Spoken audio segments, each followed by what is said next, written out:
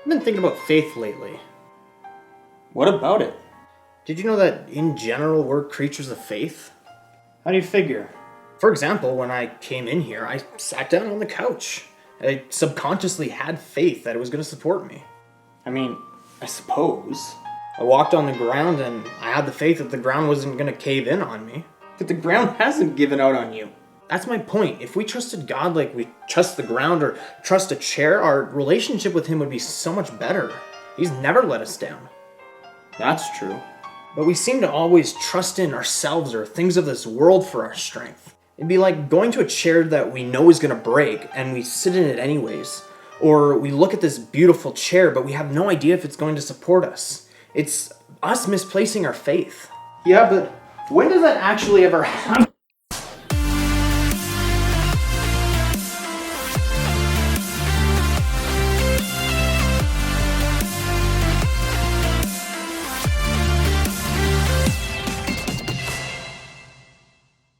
Hello there and welcome back to A Pastor's Life for Me. Glad you could join me today. It is a beautiful day outside and I have a little bit of work to do out here. I essentially have to dig up this area here and put mulch down like I have over here.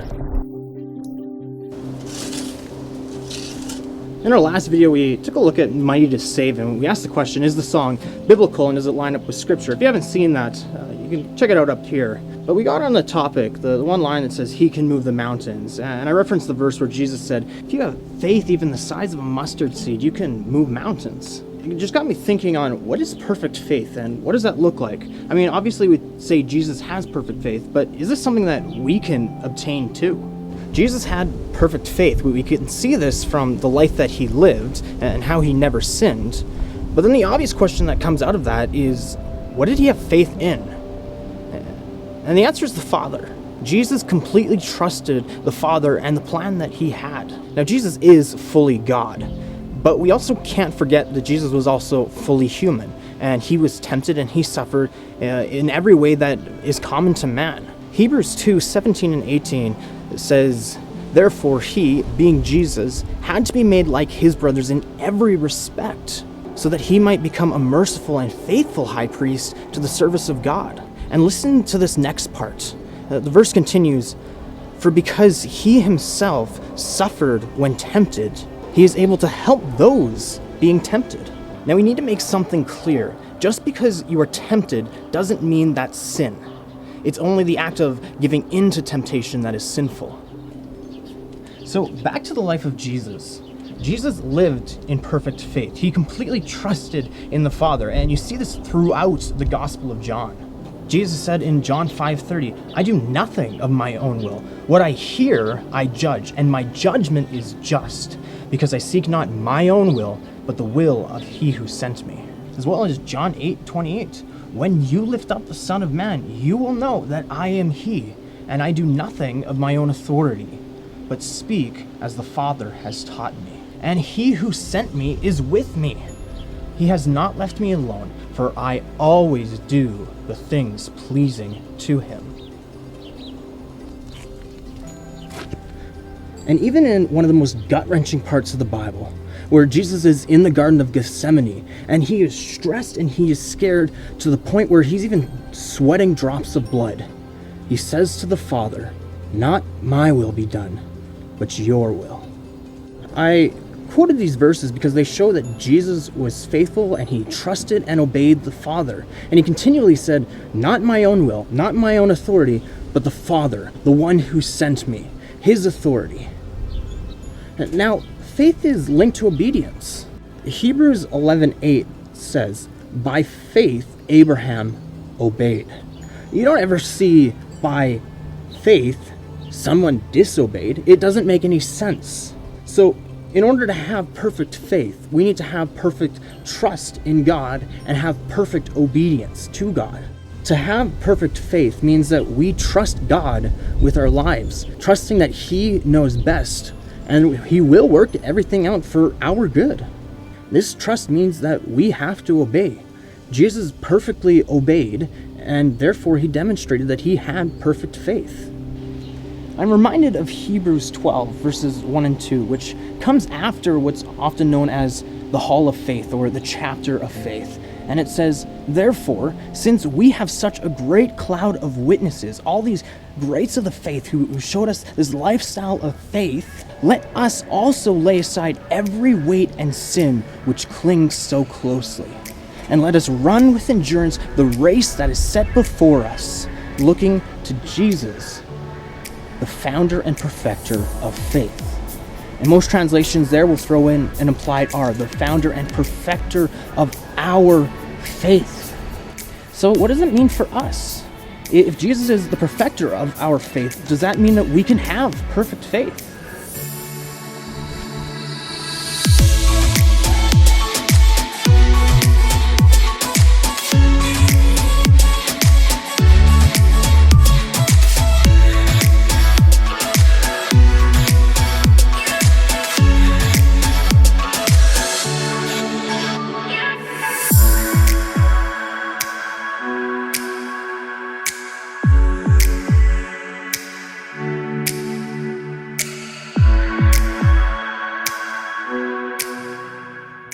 So we've talked about how faith, trust, and obedience, they're all linked together.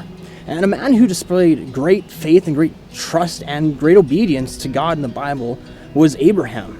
I quoted earlier Hebrews 11, which said, "By faith Abraham obeyed." And then it gives a long list of how Abraham obeyed.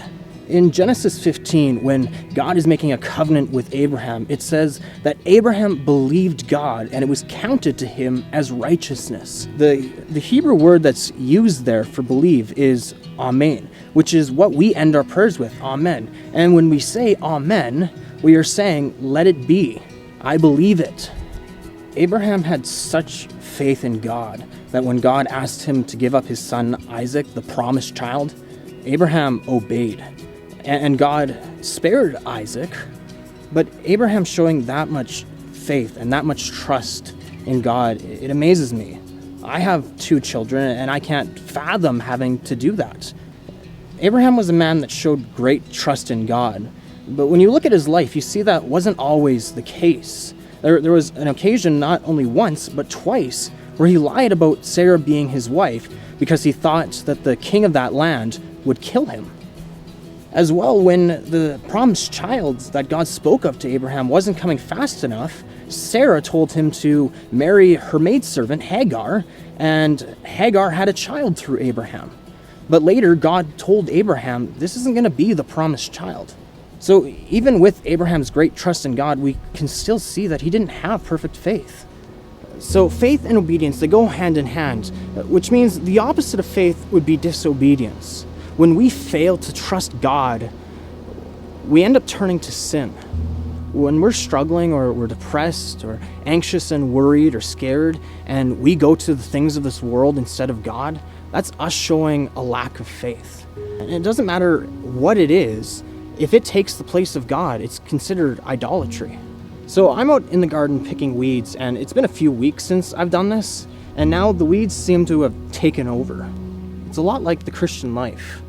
We are the garden and the weeds are sin.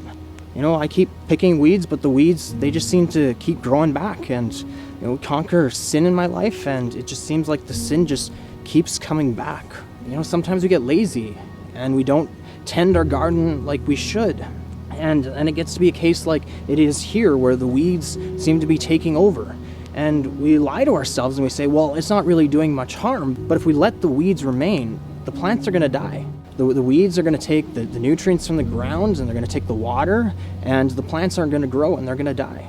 We often do this with sin in our life. We ignore it and we say it's not harming us, but that shows a lack of faith. Now, that doesn't mean that we're not saved, but it does show that we don't have a perfect faith. And even Paul said in Romans 7, I do not do the things that I want to do, but do the very things that I hate. O wretched man that I am. And so even Paul struggled with sin and disobedience, even late into his ministry. Men in the faith that have come before me and are much wiser than me have said, the further we go in our walk of faith, the more sin we see. And we begin to see the depths of God's abundant grace in our life. It reminds me of a line from the song, Lord, I Need You, which says, where sin runs deep, your grace is more. While on earth, we're never going to reach this state of perfect faith because of our sin.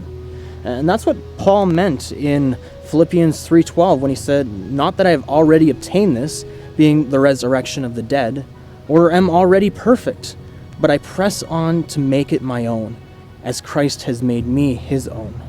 In our walk, we are to grow in our faith, and we will become more obedient to God as we grow. But we will not reach this perfect faith in this life. However, when we leave this world, we will no longer see through a mirror dimly.